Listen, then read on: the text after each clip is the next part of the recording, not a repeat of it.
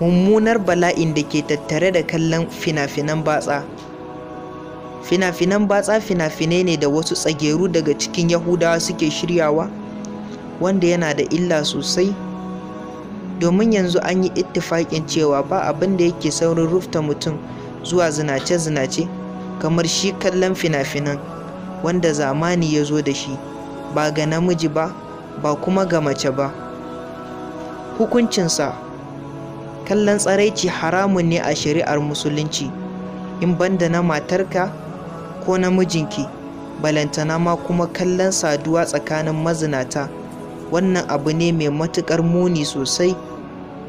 Allah yana cewa, ka gaya wa muminai maza da mata su rintse idanuwansu daga kallon haram, kuma su kiyaye farjinsu daga yin zina. 'Yan uwa, mu kiyaye, duk wanda yake kallon irin waɗannan abubuwa to lallai ya yi wa Allah tawaye.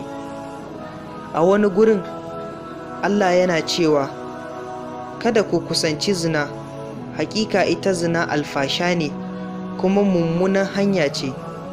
Kun ga saboda halakar da take cikin zina, sai Allah ya ce kada mu kusance ta. Shi kuwa irin wannan kallon yakan sanya masu yinsa su afka cikin zina kai tsaye.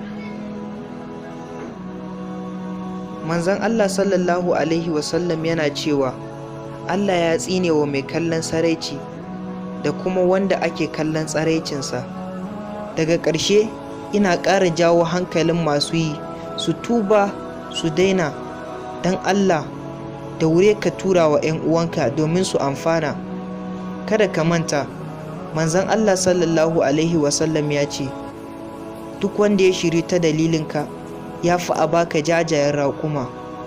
To lallai kar ka gaji wajen yi wa addinin ka hidima, kamar yadda aka tura ma, ka tura ma 'yan uwa domin su amfana. Na gode. Wassalamu alaikum.